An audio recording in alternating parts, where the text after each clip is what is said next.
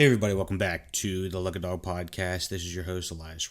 Today we are discussing Mr. Robot, Season 4, Episode 11, Feedback and Predictions. This is the very last time we can discuss Mr. Robot in full, the last couple hours before the season finale airs. I believe it's 2 hours tonight. I just wanted to get my thoughts out, and I also wanted to kind of report back on what else we wanted to discuss. Go over a couple of comments, maybe whatever, a couple predictions that y'all might have, but just kind of go through the works. So this podcast is sponsored by EliasRoushMedia.com, photo, video, digital media production. Couple things. Coming up on the podcast, I did want to cover that. We have tons more TVs, movies, reviews, feedback, all that good stuff coming down the tube. So be sure to subscribe to the channel on Soundcloud for the overarching SoundCloud library. Go on SoundCloud or Apple iTunes, Google Play, Overcast, all of the podcast apps that you like. We should be on there. Also, we have just finished Watchmen, and we're going to cover the Watchmen HBO series as well. It's completely done, so I wanted to wait for the entire thing to drop before we dropped a review on it, so that's coming down the tube as well. So let's talk about Mr. Robot. In the comments, the Scaffin says, check Alderson Loop on YouTube. And so, so I ended up looking at the Alderson Loop. I couldn't find it on other things, but basically the Alderson Loop, an infinite loop or an endless loop, is a sequence of instructions in a computer program which loop endlessly, either due to the loop having no terminating condition, having one that can never be met, or one that causes the loop to start over. So, are we going with the thoughts that there's possibly one theory that we are in an Alderson loop and that Elliot Alderson is going to restart pretty much everything that he's done? I personally don't know if that's going to be a satisfying narratively satisfying ending.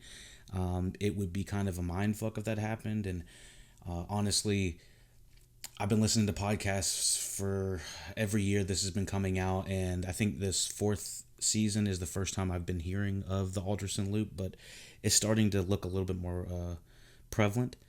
Let me see. Chris Rosencruz says, what was it? Ollie, he didn't say snow. He said sand. Sell sand to an Eskimo. Oh, okay. Sorry. My bad, dude.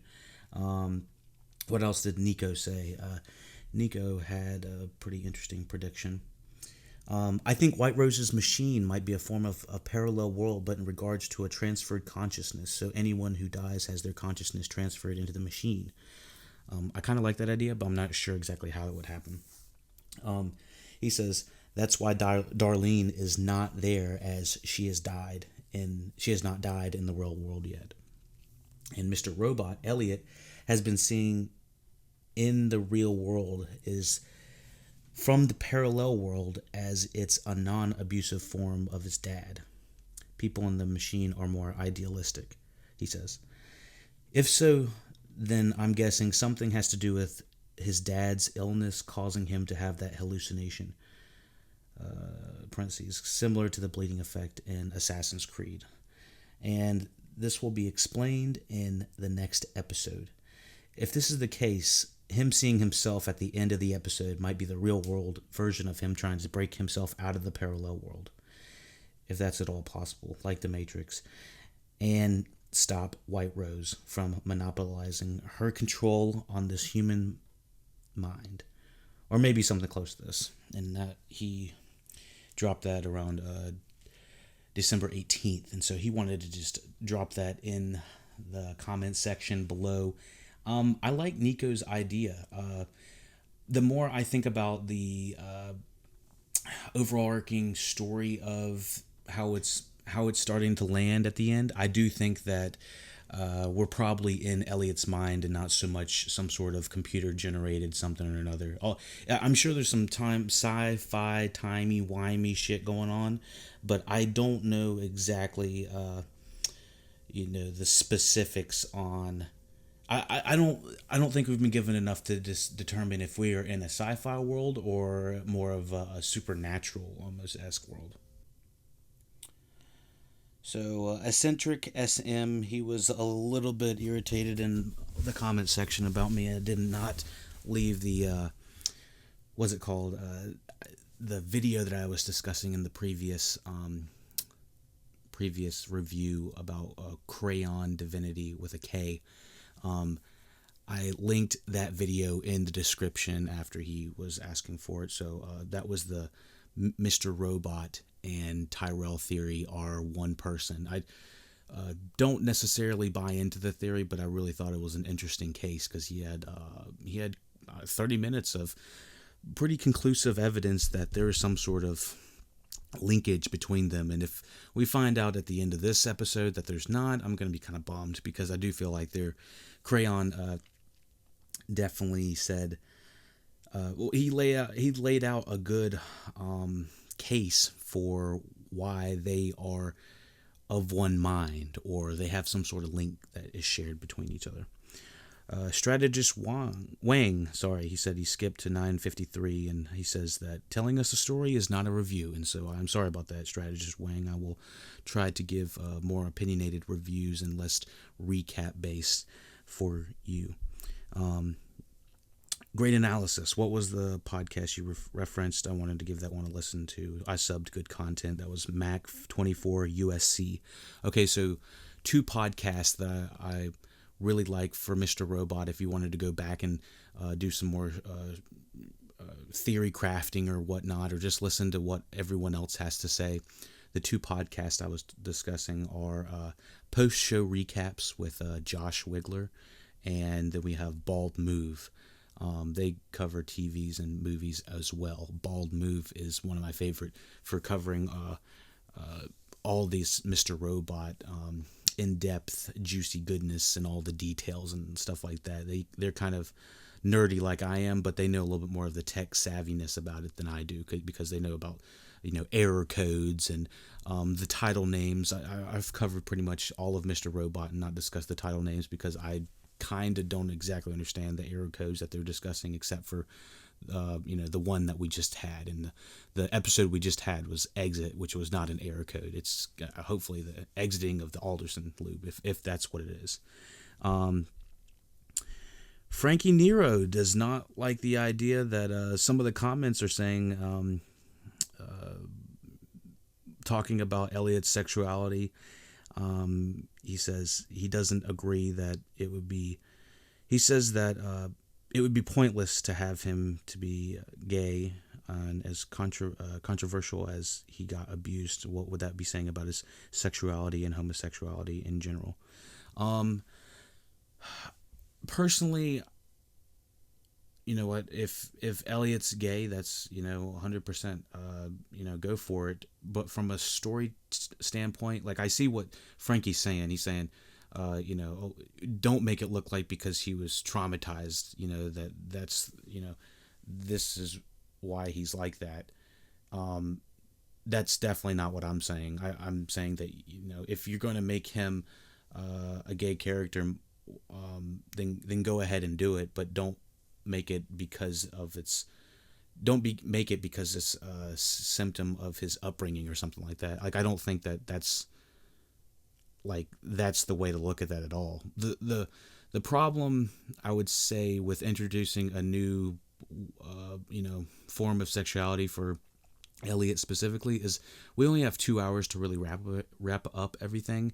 If we were going to cover Elliot's sexuality, I think we would have done it, or we should have done it earlier in the season, if not the series. There was points where Tyrell's talking about, I love him. I tells Angela at one point, I love Elliot, and he tries to Tyrell tries to tell him on the night of the hack that he loves Elliot or something like that, I believe, during the hack, and Mr. Robot kind of dismisses it at that point. It's like, they definitely hint at it in a way that it definitely doesn't feel like, my buddies and I, we'll be like, we love you, bro, but we're not like, I love you. It's like, it sounds not even like romantic at what Tyrell is saying anymore. It's like he's kind of going past it, and I'm curious what that's supposed to mean, honestly. So I really hope we, in this last two hours of the show, that we kind of have a conclusive ending. And one thing about these last 2 hours is, what I've heard is Mr. Robot was originally written by Sam Esmail to be a movie, and so that all of these 40 plus hours of television or something like that have culminated almost to be what is the extended movie. And what Sam Esmail originally wanted in the movie is what we're going to see in these last 2 hours. So, give or take how he dispersed some of the story before that. Johnny Castle didn't like when I talked about Elliot and Mr. Robot confessing their love for each other. I didn't mean that, obviously, in like in homosexual terms. I strictly meant that in a way that I shouldn't have to explain myself, but I mean, it's in a way that's self-reflecting. He's coming to terms with himself. Elliot is, and he's embracing himself. Does not have to do with sexuality, and yeah, that's pretty much all I'm going to say about that. Let me see what else we have. Thomas Karan. My major theory is that those who are dead on Earth are 0, are alive on Earth 1. Sorry, did I read that right? Am I having a stroke? My major theory is that those who are dead on Earth 0 are alive on Earth 1. Think about who is alive on Earth 0 and who is on their Earth 1. This theory assumes that Elliot dies right before the new Earth is created. And then someone respond, okay, but Ollie and his co-workers didn't die on Earth 0, so that's not it. Okay, so that's true. So going along with some more theory crafting, Elliot was having those headaches. There's blood in the trash can, on the napkins. What else is going on there? Maybe real life Elliot went into the where his father was working and left all of a sudden. I don't know. There's a lot of weird shit going on with there. We are seeing this alternate universe. We're not exactly sure what constitutes to get these people in there, because not everybody in there has died. Now, the majority of the main cast has died, but like people like Lloyd, like Ollie, as far as we know, they are not in there. Darlene has not died. Sorry, they're in there, but they have not died. Darlene has not died in the real world, but yet she's not in there. Gideon, I don't know if they couldn't get the actor back, but he's not there. Just a couple of things that are just weird about it, and we're not exactly sure what happened to Tyrell at the end of that third episode. The more I think about the fade to red when it happens in episode 11 versus the fade to blue, I just wonder if they're going in different universes or what the deal is, because I still have so many questions about that. Let me see. Jeff Armstead said, "You missed the whole point of the whole episode. The only reason there was a parallel universe is because White Rose created her project, which was really CERN. That's why she promised Angela all those things, and Elliot too, because she was making it happen. Her plant exploded, but somehow warped a whole parallel reality. Nuts." He says, "My opinion, we get snippets throughout of her project, and it's the Hadron Collider. Hadron Collider. I have not heard that before. He must be Jeff must be some sort of physicist or some sort of smart guy over here. Um, but yeah, I have, you know, mixed impressions about that. I don't really know if that really leads into anything else that we were talking about. I'm not really sure what CERN is.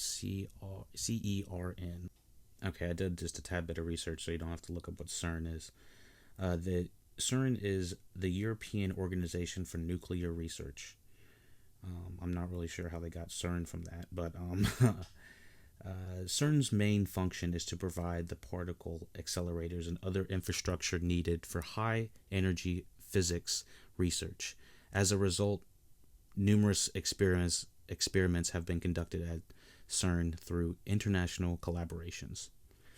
It says the World Wide Web was actually created at CERN.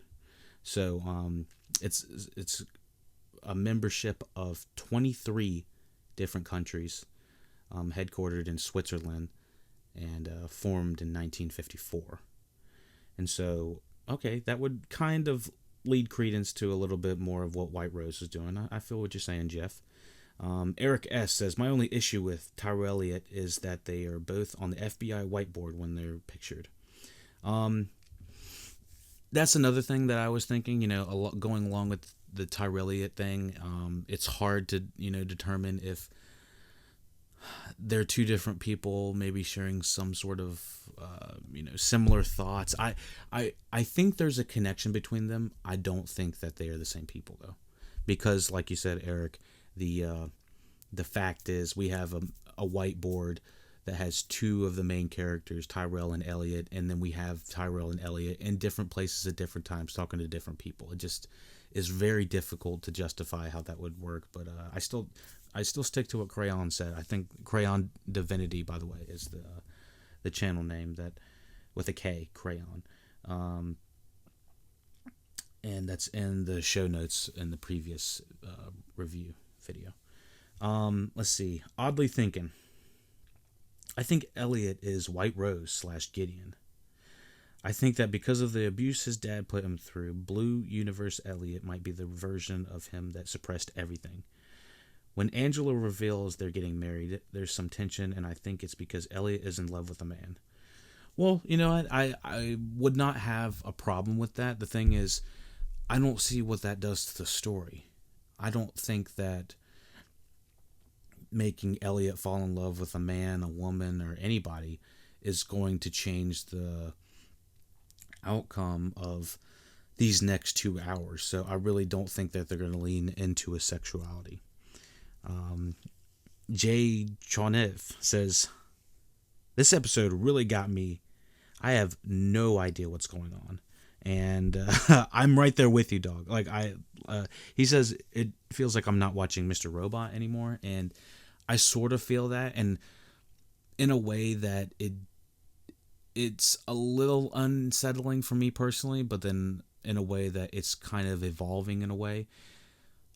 I look at it as, if this is the way the show is going to wrap up, just make it a satisfying ending. You know what? That's all I really want, and give or take that it feels like Mr. Robot anymore, I'm glad that it's coming to an end, because the more I think about it, I haven't seen the full series yet, but I like that it's been 4 seasons, 4 solid seasons, give or take second season. I didn't dislike second season. I just think it's probably the weaker of the bunch. But yeah, just make it satisfying.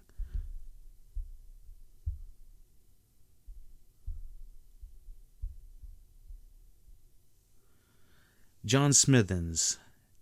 Esoterically, in the scene with the Apple PC at the power plant, White Rose represents the white pillar Jachin right, typifying the unity resulting from being and Boz left.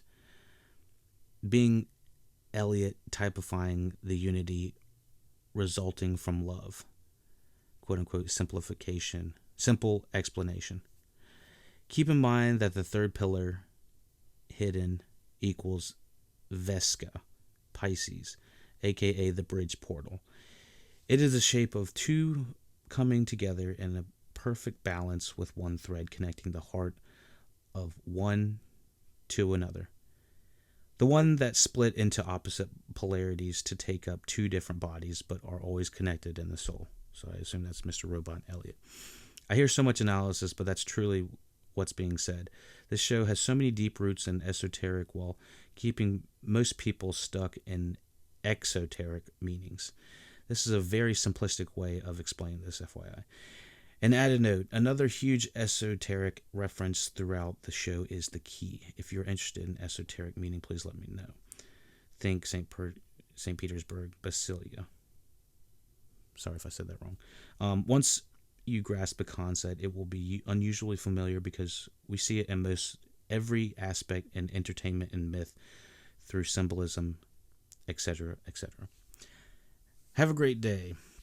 Thank you. This is John Smithens giving some way in-depth, over my head type research. I appreciate that.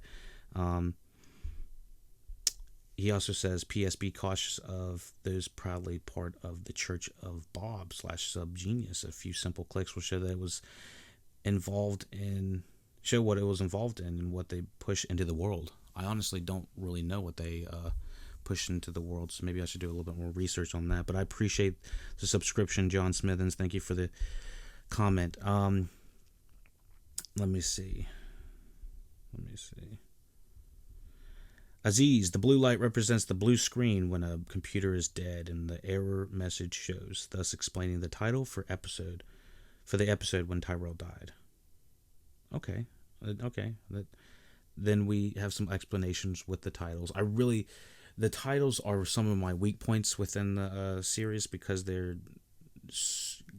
somewhat broad and detailed at the same time. It's like they're broad in a way that they could mean a lot of different things, but they're also detailed as in I don't know what the error codes mean. Let me see. And I'm assuming they're error codes. Pranav Bhaskar. I apologize if I got that a little choppy. The red thing in the trash means Angela's mom's... Sorry.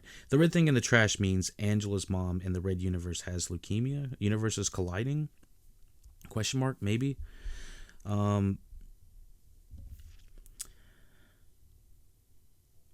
My question with that, or my quibble with that, was why would Angela's mom be sick in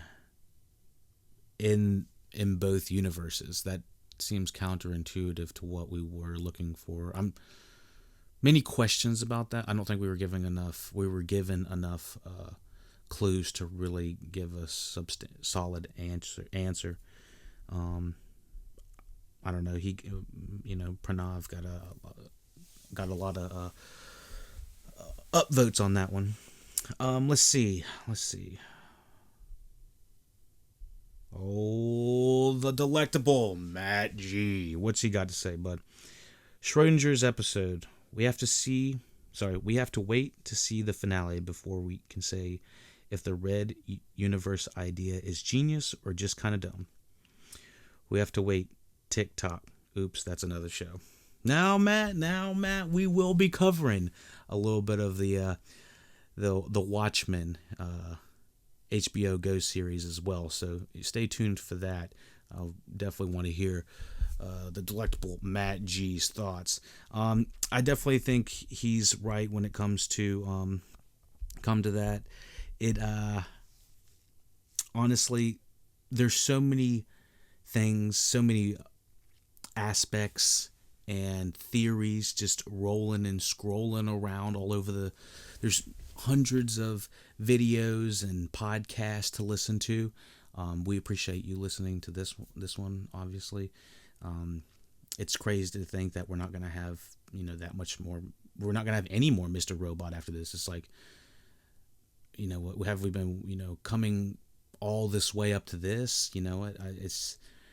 It's just crazy to think about, honestly. For me personally, because Mr. Robot was the show that got me interested in listening to podcasts, let alone podcasting.